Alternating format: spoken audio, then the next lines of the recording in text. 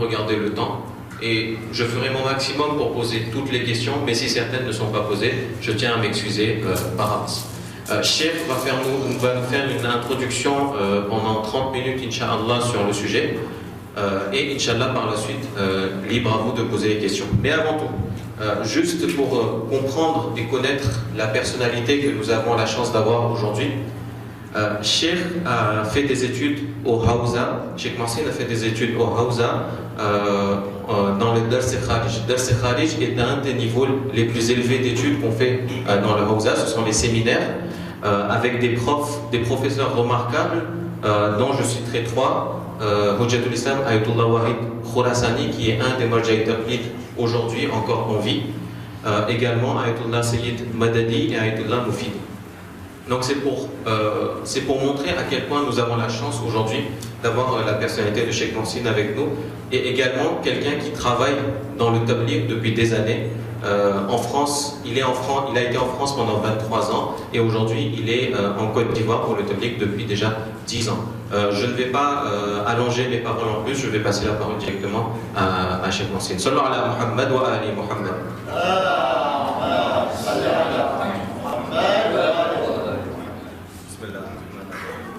D'abord, je vous remercie énormément pour m'avoir donné cette chance d'être à votre service aujourd'hui et parmi vous ce soir.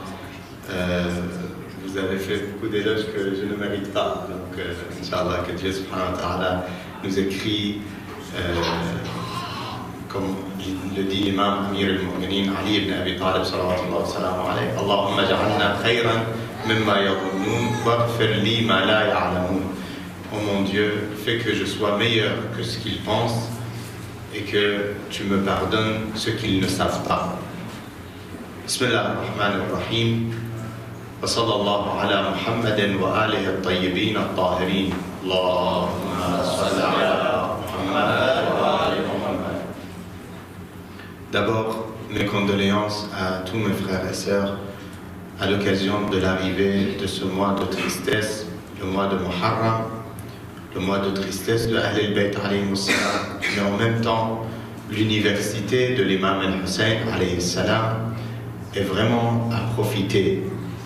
Dans l'année, comme vous le savez, chaque année les gens ils peuvent ne pas venir au Mahfel, dans les majalis, dans les programmes de chaque semaine, les Dua Kumayl, les Dua Tawassul et les autres programmes, mais pendant Muharram il y a quelque chose de très spécial qui attire tout le monde vers les majalis et vers ces lieux saints. Et nous devons profiter de cette occasion à dire à tout le monde que l'imam al-Hussein n'est pas seulement pour Muharram. Ahl al-Bayt, les majalis, les programmes, c'est pas seulement pour le mois de Muharram. C'est toute l'année. Kullu yawmin Ashura, kullu ardan Karbala. Donc vraiment toute l'année, vraiment on doit profiter de ces lieux. Ces lieux sont pour vous. Alhamdulillah, les frères ils sont là, ils donnent leur temps, leur personne, leur énergie. Ils ont tout consacré pour vous. Donc il faut profiter, Inch'Allah, de cela toute l'année. Avec le commencement bien sûr dans le mois de Muharram.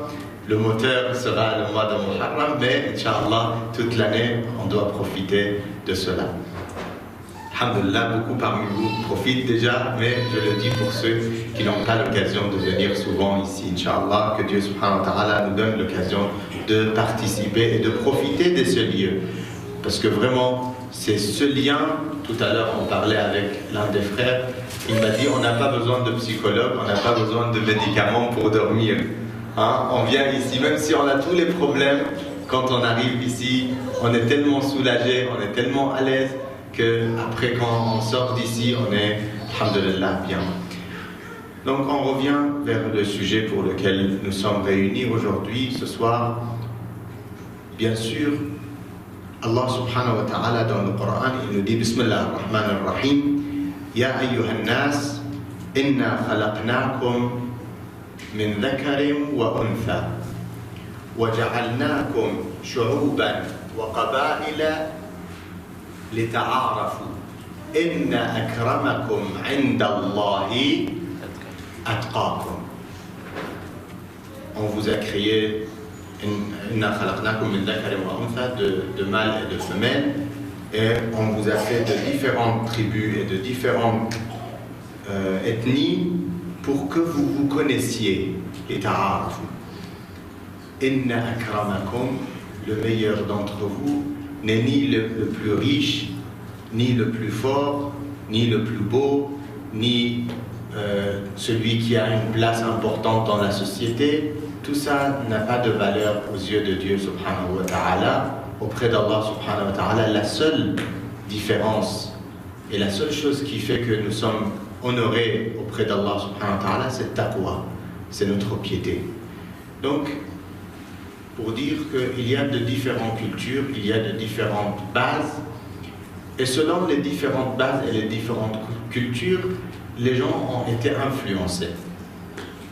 Aujourd'hui, par exemple, même les partisans de Ahl al-Bayt, qu'on appelle les chiites. Pourquoi on appelle les chiites déjà? Les chiites, le nom chiite, malheureusement, beaucoup de gens, ils ne comprennent pas et ils ont transformé ce nom et ils ont fait de ce nom quelque chose de, comme si c'est quelque chose qui fait peur, quelque chose qui est dangereux, quelque chose qu'on a peur de dire que oui, je suis chiite. Alors que chiite, le mot chiite, à la base, vient... Non, je vais pas regarder.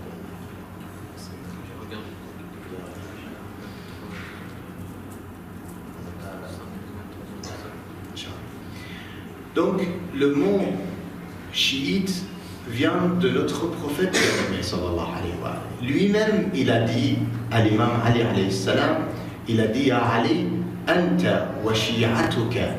Oh Ali, toi et tes partisans. Shia, ça veut dire partisan. Souvent, les gens, quand ils vous parlent et ils ne connaissent pas le chiisme, ils confondent entre chiisme et shuyu'iyya. Shuyu'iyya, c'est le communisme. Donc, chiite et communisme, c'est pas la même chose. Chiite, c'est les partisans de Ahl al-Bayt, les partisans de l'imam Ali alayhi salam. C'est des gens que le prophète lui-même, sallallahu alayhi wa sallam, quand il parle d'eux, il dit « Oh Ali, toi et tes partisans, vous êtes les victorieux le jour de jugement. » Donc nous, on parle de cette base. Bien sûr, l'imam Ali alayhi salam, dans les livres de tous les musulmans, il a été nommé comme successeur direct de notre prophète bien-aimé sallallahu alayhi wa sallam. Quand à Ghadir Khoum, à l'événement de Ghadir Khoum, tout le monde était réuni, ceux qui étaient avancés, le prophète sallallahu alayhi wa sallam leur a demandé de reculer, de revenir. Ceux qui n'étaient pas arrivés, on les a attendus pour qu'ils arrivent. Quand tout le monde était réuni, le prophète sallallahu alayhi wa sallam, il a fait la khutbah très connue, khutbah al-Ghadir, une magnifique khutbah que on a même des heures, on ne peut pas finir cette khutbah. On va prendre juste la partie qui nous intéresse pour ce soir. Quand il a demandé aux gens, Alastu awla bikum min anfusikum, est-ce que je n'ai pas plus d'autorité sur vous que votre propre autorité sur vous-même? Ils ont dit, Allahumma bala. Dieu témoin, tu as plus d'autorité sur nous-mêmes que notre propre autorité sur nous-mêmes.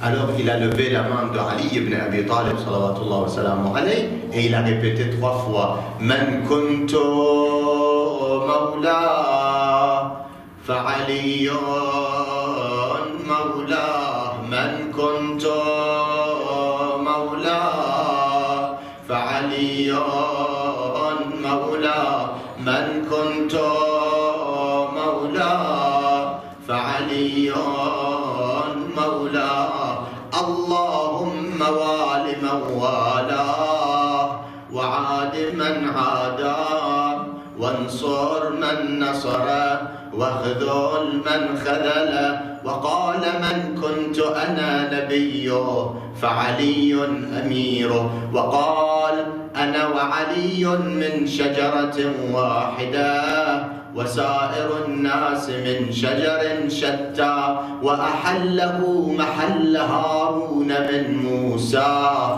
فقال له أنت مني بمنزلة هارون من موسى إلا أنه لا نبي بعدي وزوجه ابنته سيدة نساء العالمين وأحل له من مسجده ما حل له وسد الأبواب إلا بابه ثم أودعه علمه وحكمته فقال أنا مدينة العين وعلي بابها أنا مدينة العين وعلي بابها فمن أراد المدينة والحكمة فليأتها من بابها ثم قال أنت أخي ووصيي ووارثي لحمك من لحمي ودمك من دمي وسلمك سلمي وحربك حربي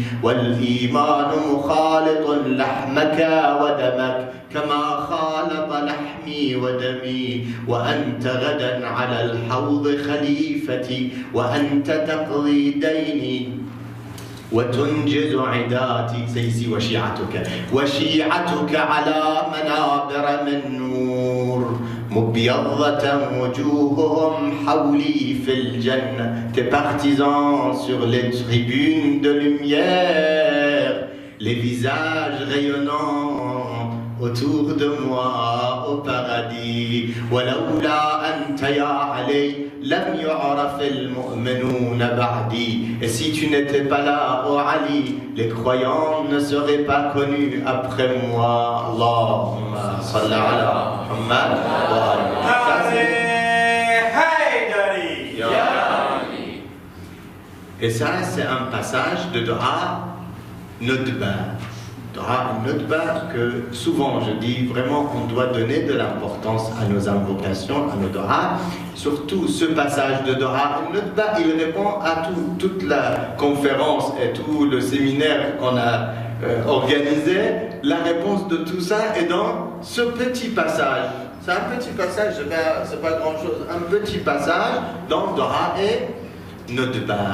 Dua Nudba, c'est un Dua qu'on lit les vendredis matins, alors pas forcément les vendredis matin, même vendredi après-midi, vous pouvez le lire même dans les fêtes, vous pouvez lire Dua al-Nudba, Aïd al-Ghadir, Aïd al-Adha, la fête de sacrifice, la fête de fin du mois béni de Ramadan, Aïd al-Fitr. Dans toutes les fêtes, il est recommandé de lire ce Dua qui est Dua al-Nudba, dans lequel on a commencé avec ce passage. Il a levé la main de Ali ibn Abi Talib et il a dit à qui je suis le maître. Ali, on est le maître. Oh mon Dieu, soit Allahumma wali man wala, soit l'ami de ses amis, soit l'ennemi de ses ennemis. Wa adi man ada, wansur man nasara, waqdul man kada, wa qal man kuntu ana nabiyyu, à qui je suis le prophète. Ali est Amiro, son chef. وقال أنا وعلي من شجرة واحدة. Moi et Ali, on est de même arbre. وسائر الناس من شجر شتى. Et les gens sont de divers arbres.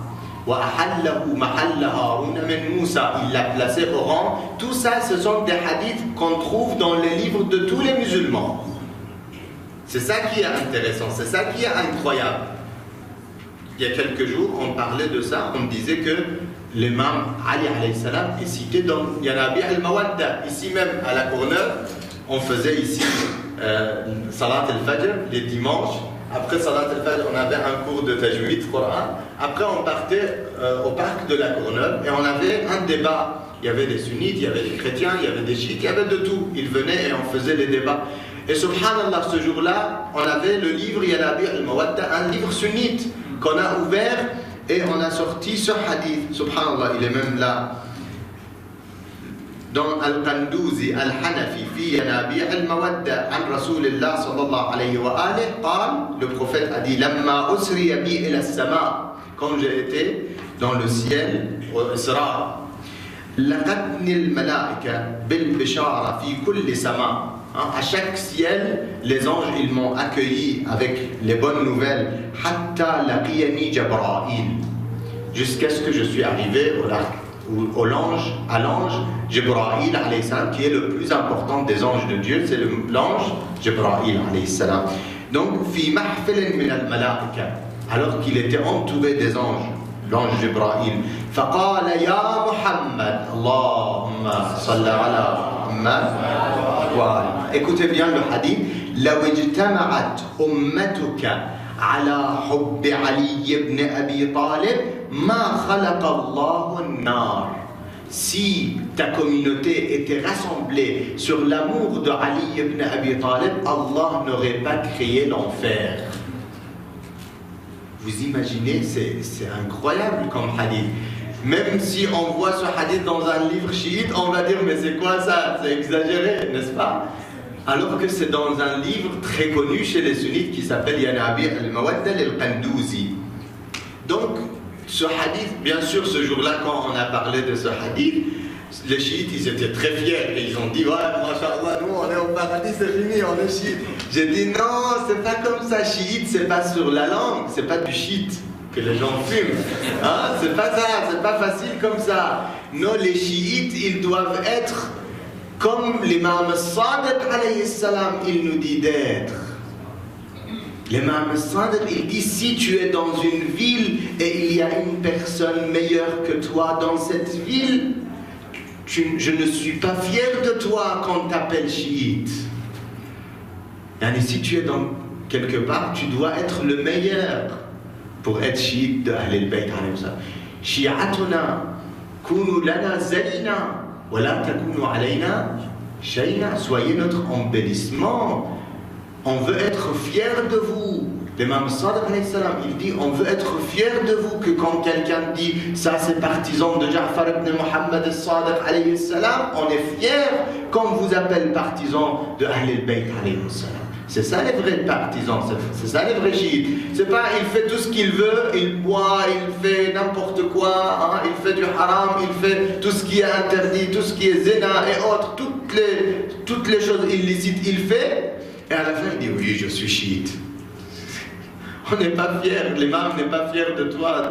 De quoi tu es chiite? Tu as juste le nom chiite, tu n'as rien à voir avec le chiisme et avec Ahl al-Bayt alayhi salam. Donc ce jour-là, quand ils ont dit oui, c'est comme ça, j'ai dit non. Là, on parle à la Hubb Ali. Le hadith, il dit si les gens étaient rassemblés sur l'amour de Ali ibn Abi Talib, Allah n'aurait pas créé l'enfer. Ça ne veut pas dire que si les gens ils disent que nous sommes chiites. Non, si ils étaient vraiment sur l'amour de Ali ibn Abi Talib. Et pour être réellement sur l'amour de Ali ibn Abi Talib, ça veut dire tu dois obéir à Ali ibn Abi Talib. Tu dois faire tout ce qui satisfait Ali ibn Abi Talib. Qu'est-ce qui satisfait Ali ibn Abi Talib? De retarder la prière? Jamais. Est-ce que ça satisfait Ali ibn Abi Talib que tu mens, que tu arnaques les gens, que tu voles les gens?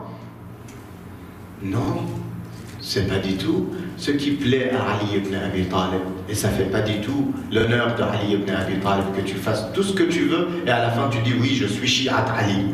Je suis partisan de Ali ibn Abi Talib. Ici, on parle de vrai amour. Si les gens étaient réunis sur l'amour de Ali ibn Abi Talib, réellement, l'amour qui t'empêche de faire du mal, comme l'imam Sadiq alayhi salam, il dit à propos de l'amour de Dieu, subhanahu wa ta'ala, il dit ta'asil ilaha wa anta tudhiru hubbahu. Tu désobéis à Dieu et tu montres ton amour pour lui. Hein? Tu déclares ton amour. Tu dis à tout le monde, oui, j'aime Dieu. تعصي الإله وأنت تظهر حبه هذا لعمري في الفعال بديع. C'est n'importe quoi. لو كان حبك صادقا لأطعته إن المحب لمن يحب مطيع. Certes, celui qui aime obéit à celui qui aime.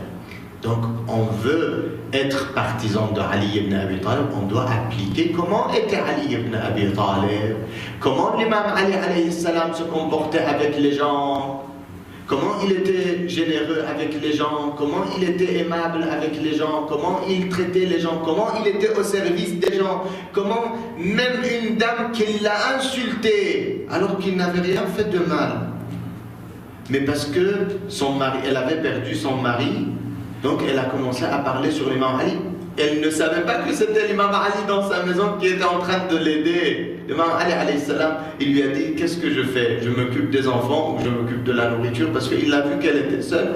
Donc elle lui a dit, elle a commencé à parler sur l'imam Ali, ce calife qui est comme ça et qui est comme ça. Elle a commencé à insulter l'imam Ali devant l'imam Ali. Il a dit, oui, vous avez raison. Et quand il était en train de préparer pour les enfants le pain, il disait, brûle maman, hein, parce que tu n'as pas fait ton devoir envers ces enfants.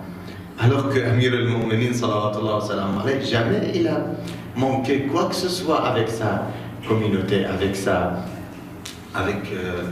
les musulmans et avec ceux qui étaient sous son autorité. Donc, pour revenir, oui, les chiites de Ali ibn Abi Talib, on parle des vrais partisans de Ali ibn Abi Talib, oui. Maintenant, l'imam Ali alayhi salam a été nommé par le prophète sallallahu alayhi wa sallam, comme on a dit dans Ghadir Khum, mais est-ce que c'est la seule fois qu'il a été nommé? Non. Plusieurs fois il a été nommé et tout le monde avait accepté que l'imam Ali alayhi salam est le maître de tous les croyants et croyantes. La première fois, c'était quand le prophète sallallahu alayhi wa sallam a rassemblé toute sa famille. Ça c'était l'Asha, c'était « Wa anzir ashirataka aqrabi ». Ça c'est la première fois que le prophète sallallahu alayhi wa sallam a annoncé la wilaya et la succession de Amir al-Mu'minin, quand il a rassemblé toute sa famille, plusieurs fois, je ne veux pas rentrer dans les détails, on n'a pas assez de temps. Mohem, il a dit à tout le monde, est-ce que si je vous dis que l'ennemi est derrière la montagne, qu'est-ce que vous faites? Ils ont dit, on se prépare pour se défendre, parce que tu es à Sadiqul Amin. Les deux qualités de notre bien-aimé Rasulullah Muhammad sallallahu alayhi wa alihi, Allahumma salli ala Muhammad wa ala Muhammad. On prie sur lui parce que lui-même il a dit, si je suis cité devant vous et que vous ne priez pas sur moi, vous n'avez pas fait votre devoir envers moi.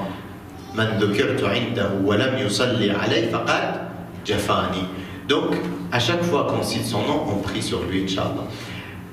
Le prophète sallallahu alayhi wa sallam, il leur a dit, alors qui croit en moi? Je suis le messager de Dieu, Allah subhanahu wa ta'ala m'a envoyé, eux-mêmes ils ont dit, tu es as-sadiqul amin, le véridique, digne de confiance. Après cela, il a dit, qui croit en moi aujourd'hui, il sera mon frère et mon successeur. L'imam Ali, il a dit, moi, ya Rasulallah. Le prophète sallallahu alayhi wa sallam, il lui a demandé de s'asseoir.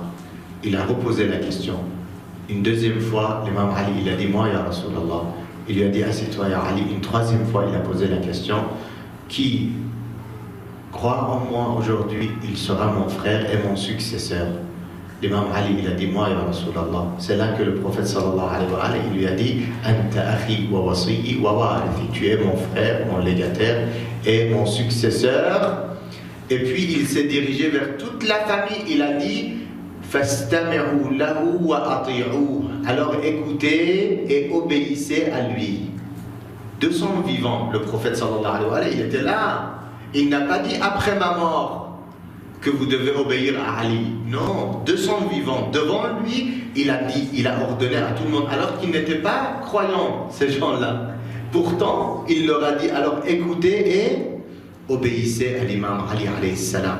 À ce moment-là, Abu Lahab, il s'est moqué de Abu Talib. Abu Talib, c'était le papa de l'imam Ali et c'était celui qui a pris en tuteur, il était le tuteur aussi de notre prophète bien-aimé sallallahu alayhi wa sallam. Donc Abu Talib, salamullah alayhi, il a été Abu Lahab, il s'est moqué de Abu Talib en lui disant, regarde ton neveu, il est en train de te dire d'obéir à ton fils, l'imam Ali alayhi salam.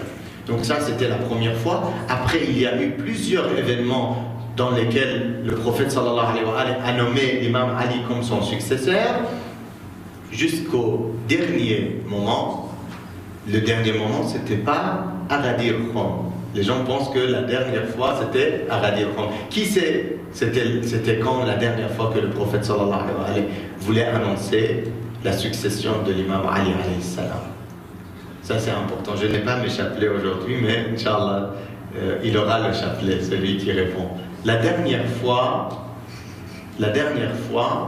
que le prophète sallallahu alayhi wa sallam voulait annoncer sur son lit de mort. Ahsan, mashallah. Vous aurez ça dans notre chapelet de mort. Inch'Allah, il n'y a pas de souci.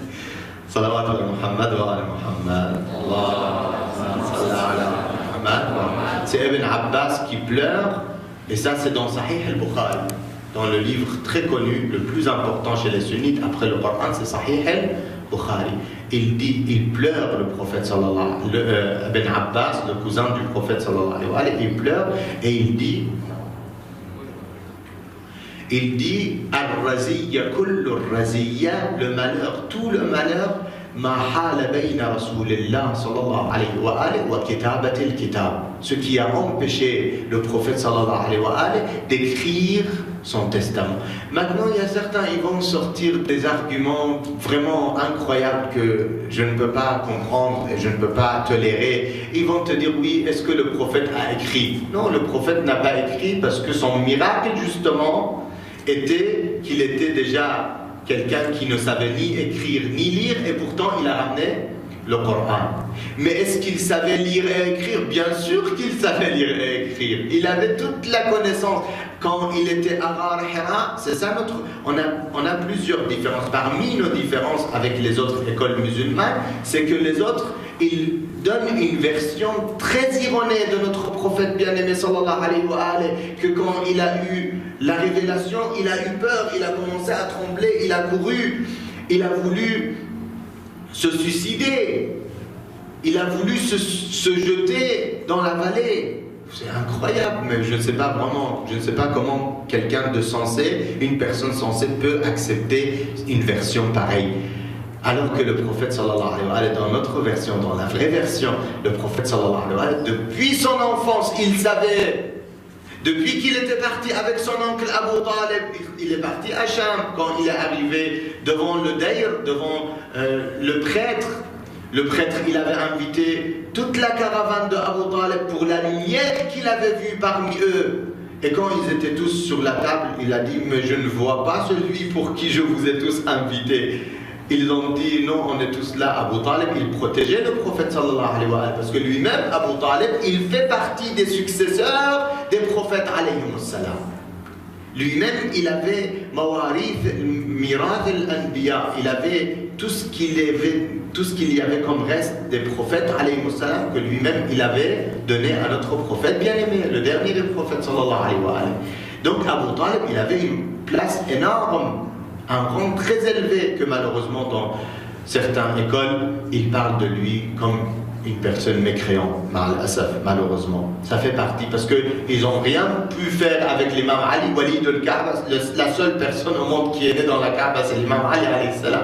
La seule personne au monde, parmi les sahaba, parmi les compagnons, ils ont tous été avant l'islam devant les idoles, et ils se sont baissés devant les idoles. C'est pour ça même les sunnites, quand ils parlent de l'imam Ali, ils disent Ali karramallah wajha. Eux-mêmes ils disent, nous on dit l'imam Ali alayhi salam, mais eux ils disent Ali karramallah wajha. Ça veut dire quoi? Ça veut dire Allah a honoré sa face. Pourquoi? Parce qu'il ne s'est jamais incliné devant les idoles. Salawatullah wa salam alayhi. Le premier qui a cru en notre prophète bien-aimé, c'est Ali ibn Abi Talib. La première dame, c'est Sayyida Khadija salamullah alayha. Donc, c'est clair que le prophète sallallahu alayhi wa sallam, quand il a nommé l'imam Ali alayhi salam, il l'a nommé plusieurs fois et les gens savaient ce qu'il voulait. Et pour ne pas partir, on est parti un peu loin, on va revenir pour reprendre le fil. Donc, on revient Ar-Raziyya kullu Raziyya, et je termine avec cela. Ar-Raziyya kullu Raziyya, le malheur, tout le malheur, ce qui a empêché le prophète sallallahu alayhi wa sallam d'écrire son testament. Donc je disais que oui, le prophète sallallahu alayhi wa sallam, quand il a reçu l'ange Jibril alayhi salam, l'ange Jibril lui a dit Iqra. Il a dit Ma ana biqari, je ne sais pas lire. Il lui a dit Iqra bismi rabbika alladhi khalaq. خلق الإنسان من علق اقرأ وربك الأكرم الذي علم بالقلم علم الإنسان ما لم يعلم. à ce moment-là, avec le bas de Bismillah, quand le prophète sallallahu alayhi wa sallam, il a lu et il a dit Bismillah, il a eu toute la connaissance de ce qu'il y avait et de ce qu'il y aura jusqu'au jour du jugement. Allahumma salli ala Muhammad wa ali. Donc oui, il savait lire et écrire, mais il n'a pas écrit le Coran. Même il nous parle de cette histoire. Il dit Ma khatta, il n'a pas écrit avec sa droite, biyamine. Et dans l'artab al-mubtiloun, les gens qui vont se moquer et qui vont dire non, donc il savait lire et écrire, donc c'est pas un miracle le Coran. Ils allaient se moquer du Coran et se moquer du prophète. C'est pour cela que le prophète n'a pas écrit, sinon il savait lire et écrire, salawatullah salam. Ça c'est la moindre des choses. Il avait beaucoup plus de ça comme connaissance. Donc le prophète sallallahu alayhi wa sallam, il a dit ramenez-moi de quoi écrire ce que si vous tenez, vous allez jamais vous perdre. Ils ont tous compris de quoi il parlait parce que c'était pas la première fois. Plusieurs fois il avait dit Inni tarikun fikum thaqalayn. Je vous laisse deux grands poids que si vous tenez à tous les deux, vous allez jamais vous perdre. Kitab Allah wa itrati ahla bayti. Même dans les livres sunnites, ce hadith est le hadith vrai. Et eux, dans leur membre, et toujours quand ils parlent de Thaqalayn, ils disent Kitab Allah wa Sunnati. Alors que wa Sunnati, c'est un hadith daïf chez eux. Et le hadith qui est sûr et qui est répandu et qui est dans tous leurs livres, c'est Kitab Allah wa itrati ahla bayti. Le livre de Dieu est ma famille. Puis il insiste, salawatullah wa salam alayhi, Allah fi ahli bayti. Dieu témoin dans ma famille. Allah fi ahli bayti. Allah fi ahli bayti. Donc à ce moment-là, quand il a dit ramenez-moi de quoi écrire quelque chose que si vous tenez, vous allez jamais vous perdre, tout le monde a compris qu'il voulait donner la succession de wilaya à l'imam Ali ibn Abi Talib sallallahu wa sallam alayhi. C'est pour ça le monsieur il s'est levé, il a dit Hasbuna kitab Allah, le livre de Dieu nous suffit. Inna nabiyya la yahjur. Dans certains riwayat et dans d'autres riwayat, il rapporte que Inna nabiyya ishtadda alayhi al-waja'. Il est en train de délirer. Le prophète est en train.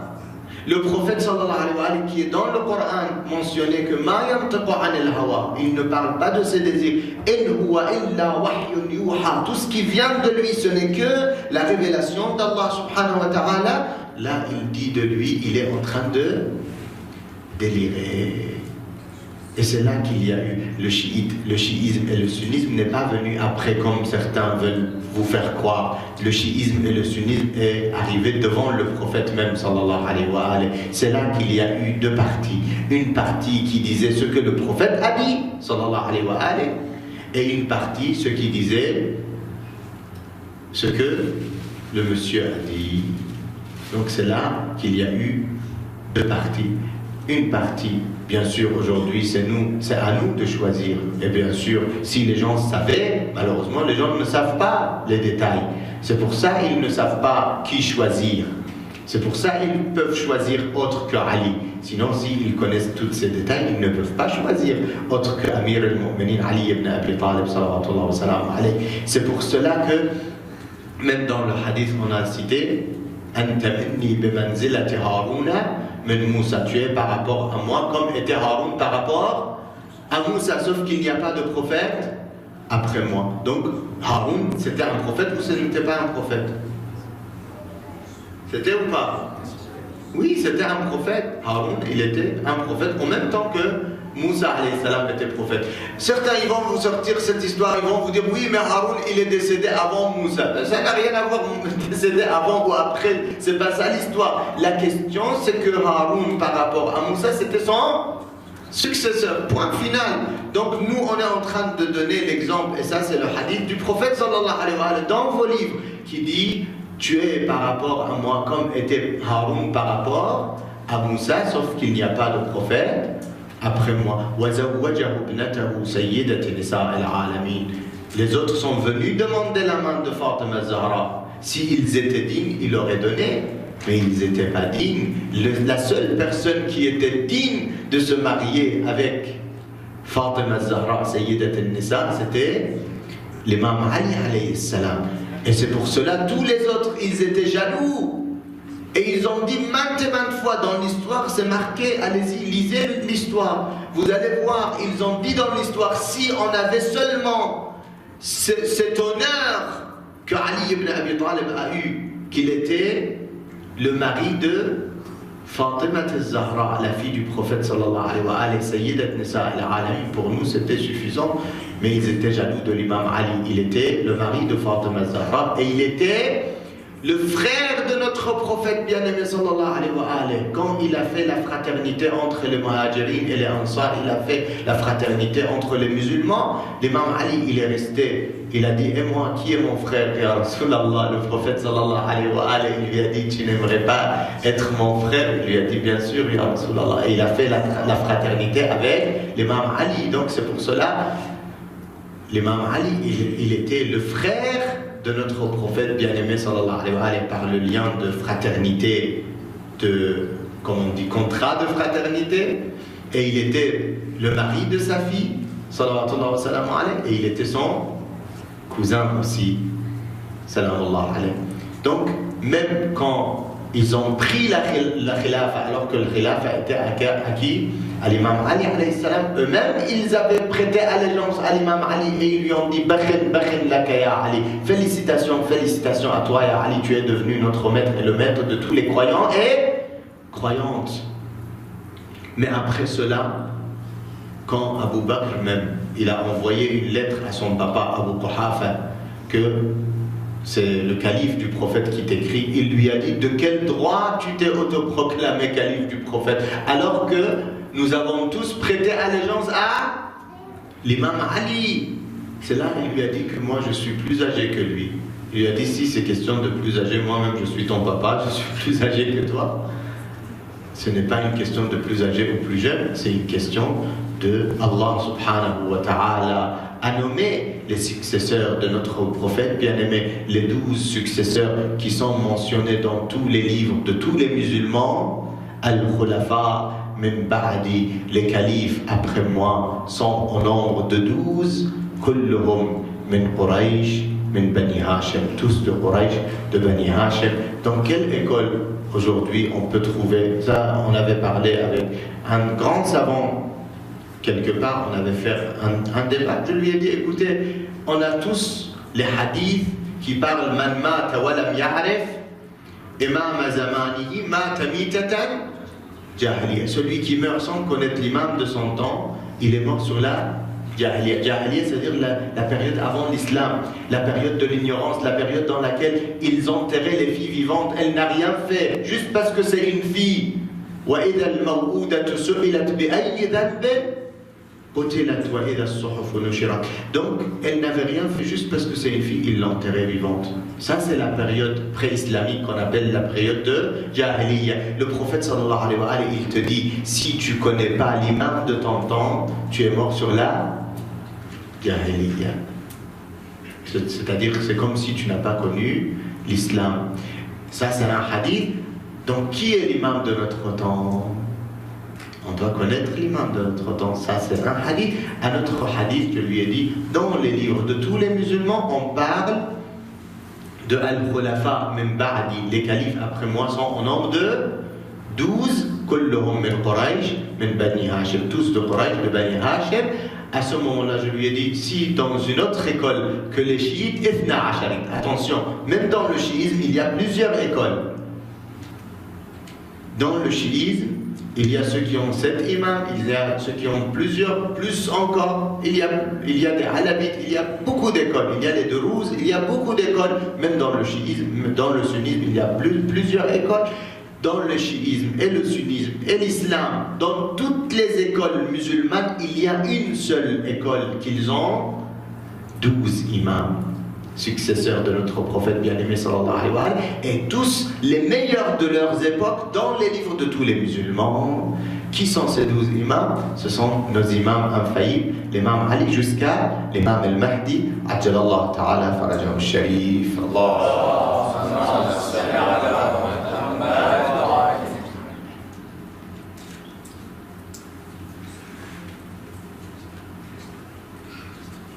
Sallallahu ala Muhammad wa ali Muhammad.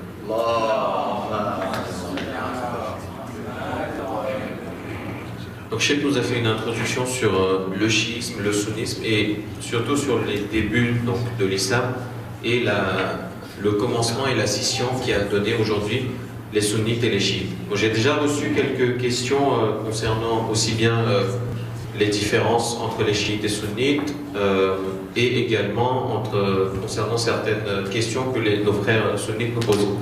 Avant que je passe aux questions qui m'ont été envoyées, est-ce que quelqu'un a une question dans le public? Donc, si quelqu'un veut réagir dans le public, on commence par le public. Sinon, ensuite, je vais attaquer les questions que j'ai reçues moi-même. Baye Hassib, il veut réagir, monsieur. Je vais juste ensuite répéter la question pour ceux qui nous écoutent et qui ne sont pas présents. J'ai entendu de certains ulama qui disaient sur le web que lorsque l'imam Ali l'islam est arrivé sur le califat, parce qu'il était le calife, parce que les musulmans ont les califes, à ce moment-là, déjà, au temps du second calife, il y avait déjà des rites qui ont été installés, notamment le salat de Tarawih. Et que, comme l'imam Ali l'islam était sur le trône, on va dire, donc à ce moment-là, il y avait encore des musulmans qui pratiquaient la salat de Tarawih dans le Masjid al-Nabawi.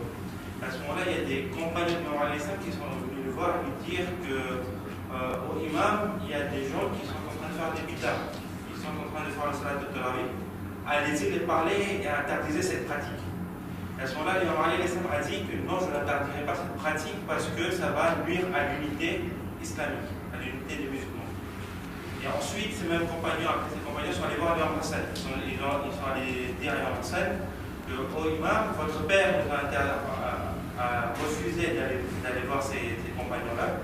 Allez vous parler à votre père pour qu'ils aillent expliquer à ces compagnons qui font la salat de Tarawih. Ma première question, c'est est-ce que cette riwayat est vraie? Est-ce qu'un réaliste a vraiment refusé d'interdire la salat de Tarawih? Et de deux, si c'est vrai, est-ce que ça signifie qu'au nom de l'unité musulmane, on doit accepter certaines choses qui sont haram dans la communauté? Je vais juste répéter la question en résumé. Donc, notre frère Hassib nous pose la question. Quand l'imam Ali est arrivé sur le khilafat, certaines choses avaient été déjà instaurées par les trois premiers califes, notamment par le second calife. On peut parler par exemple de la salat al-Tarawih. Selon les historiens, quand à l'époque de l'imam Ali est venu le moment du Tarawih, certains compagnons sont venus voir l'imam en disant que voilà, cette pratique continue dans le masjid, allez-y et interdisez-la. Donc l'imam, au nom de l'unité, a refusé d'interdire la pratique et les compagnons sont allés voir l'imam Hassan alayhi salam. Donc deux questions. La première, est-ce que cette histoire, nous l'acceptons, est-ce qu'elle est vraie? Et la deuxième, du coup, qui en découle, c'est est-ce qu'au nom de l'unité, certaines choses qui sont de base interdites peuvent être acceptées? Merci beaucoup pour la question. Bismillah ar-Rahman ar-Rahim. Wa sallallahu ala Muhammadin wa alihi at-tahirin. Allahumma salli ala Muhammad. Avant de répondre à la question, j'aimerais ouvrir une parenthèse. Vous m'excusez, je sais que vous êtes fatigué, c'est la fin de soirée, mais c'est obligé. Cette parenthèse est obligée. Il y a un hadith chez les sunnites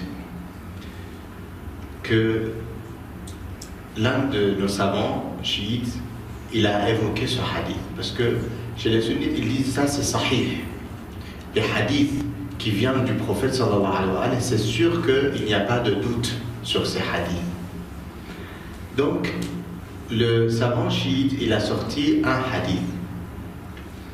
Il a dit que l'imam Ali alayhi salam rapporte ce hadith.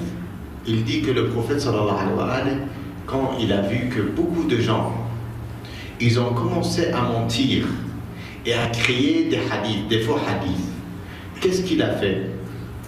Il est monté sur le minbar et il a dit à tout le monde qu'il y a beaucoup de gens qui sont en train de mentir sur moi. et de créer des hadiths qui sont faux, qui ne sont pas vrais. Alors, celui qui sort des hadiths qui ne sont pas vrais, فَلْيَتَبَوَّأْ مَقْعَدَهُ مِنَ النَّارِ. Il doit savoir que sa place est en enfer.